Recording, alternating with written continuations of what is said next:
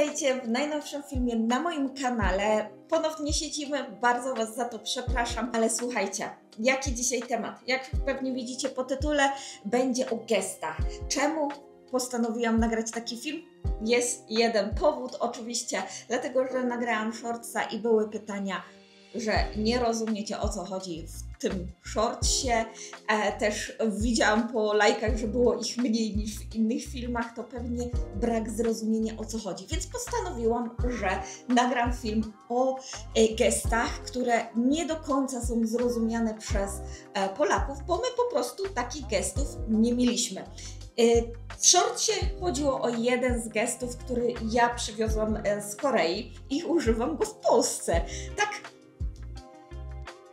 To jest dlatego, że jest to odruch niekontrolowany, który wykształciłam już po tych 4 latach życia w Korei, więc pomyślałam, że Wam go teraz przedstawię i rozłożę na czynniki. Pierwsze, chodzi oczywiście o ten nietypowy gest podawania czegoś. Tutaj na przykładzie mojego telefonu jest to gest, gdzie jedną ręką podtrzymujemy drugą rękę, którą trzymamy coś w tej dłoni. Zamieszałam, ale jak zauważyliście, Koreańczycy podając coś komuś nigdy nie podają jedną ręką. Zawsze podtrzymujemy, czy to właśnie dłoń, czy to łokieć, często też możecie zauważyć łokieć, albo podajemy coś 2 rękoma. Nigdy nie podajemy jedną ręką, dlatego to może być takie dziwne dla osób, które nie znają tej kultury. To samo, kiedy coś dostajemy.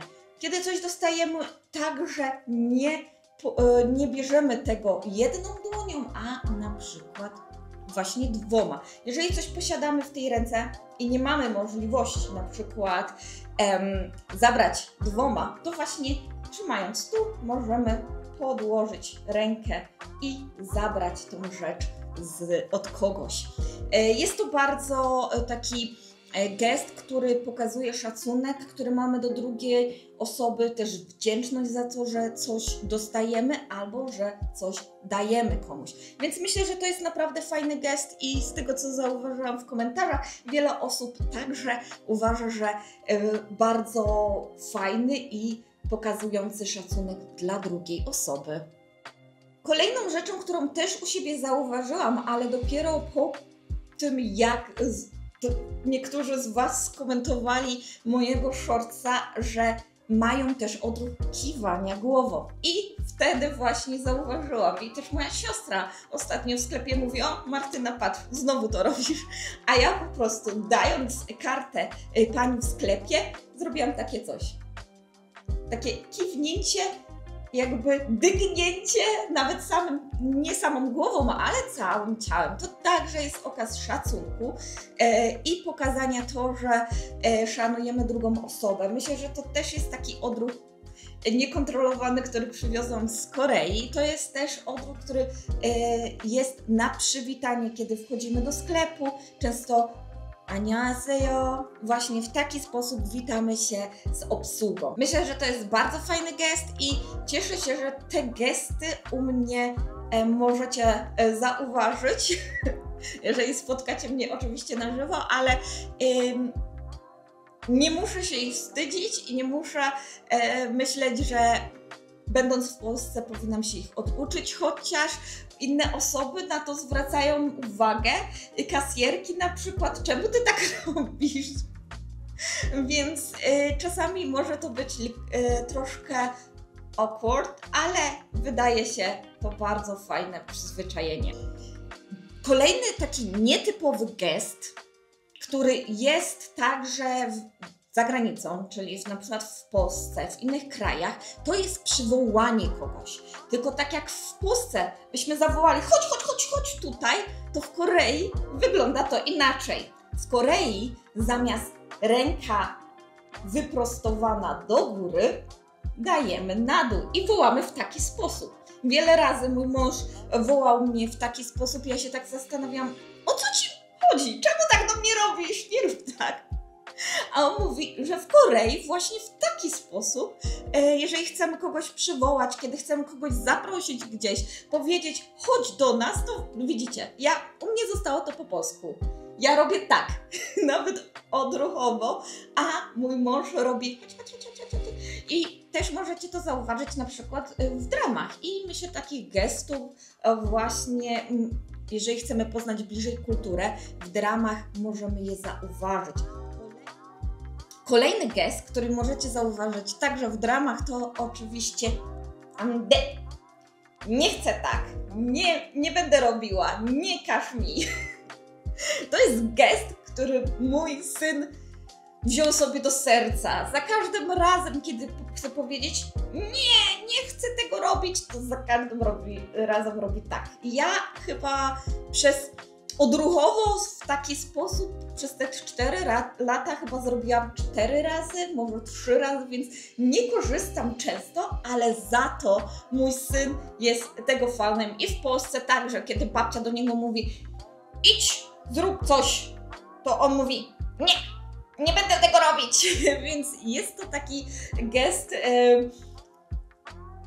ciekawy. Nie do końca go lubię, chyba wiecie dlaczego, bo mam syna i za każdym razem widzę, jak on to robi. Ale zauważyłam, że coraz częściej przebywając z dziećmi, z moim synem, to właśnie w taki sposób także daje znać, że nie wolno. Myślę, że to też jest taki wydźwięk mocniejszy. Tak mi się wydaje, że oprócz słowem pokazujemy też czynem, że nie chcemy czegoś robić. Kolejny gest jest troszeczkę nietypowy. Myślę, że w Polsce raczej mało pokazywany i widoczny, a w Korei, gdzie jednak te hyoeo, czyli pokazanie jakimś słodkim, uroczym, jest bardzo popularne, to właśnie gest, kiedy się uśmiechamy. Kiedy się uśmiechamy, robimy tak. W Korei. Ja raczej tego nie robię. Nie zauważyłam tego gestu u siebie, ale wiele Koreanek właśnie w taki sposób się uśmiecha, zasłaniając swoje usta, żeby pokazać, jak uroczo się uśmiechają. Znaczy, nie pokazują uśmiechu przy okazji, ale powiedzcie, czy to tak słodko nie wygląda, kiedy dziewczyna zamiast uśmiechać się na cały głos, robi coś takiego. Myślę, że to naprawdę fajnie wygląda i czy bym wprowadziła ten gest? Chyba nie. Nie jestem taką osobą i nigdy nie chciałam być uważana za słodką dziewczynę, kobietę, dziewczynkę i dlatego tego gestu nie wprowadzę, ale na przykład lubię u Koreanek, które właśnie w taki sposób wyrażają swoje zadowolenie i uśmiech, kryją ten uśmiech. Myślę, że to też pokazuje właśnie taką tajemniczość.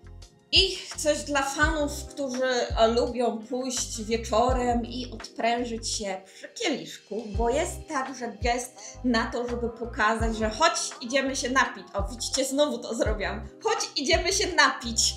To robimy gest takiego kieliszka przelewanego, trzymanego w dłoni. Tak jak w Polsce myślę, że najczęstszym gestem pokazania, że chodź, idziemy się napić, to robimy takie coś. Idziemy się napić. To w Korei częściej możecie zobaczyć właśnie taki kieliszek odwracający się i mówiący idziemy na jednego. Soju w Korei jest bardzo popularne, tak jak w Polsce było kiedyś, mam nadzieję, alkohol wyskokowy typu wódka, to w Korei soju jest bardzo popularne, niskoprocentowe, dlatego Koreańczycy często właśnie idą i dają znać, idziemy się napić. Myślę, że fajny gest, chociaż mam nadzieję, że nie będzie często używany, ale to są tylko i wyłącznie nadzieje. Jeżeli oglądacie właśnie teledyski K-popowe, właśnie waszych idoli, to pewnie także widzieliście ten gest. Z gestów używanych przez K-popowych idoli i właśnie myślę, że rozpowszechnionych na cały świat są gesty haty tak zwane. Haty jest znane na całym świecie i myślę, że się przyjęło od dłuższego czasu. Mamy gest serduszka, teraz bardzo popularny, nawet w Polsce widziałam właśnie gest takiego serduszka tworzonego przez kciuk oraz palec wskazujący. Mamy też haty tego typu, więc także bardzo fajny geścik. Ja często też używam, jeżeli robię zdjęcie z moim synem, bo oczywiście Eliasz musi nagminnie używać różnych serduszek.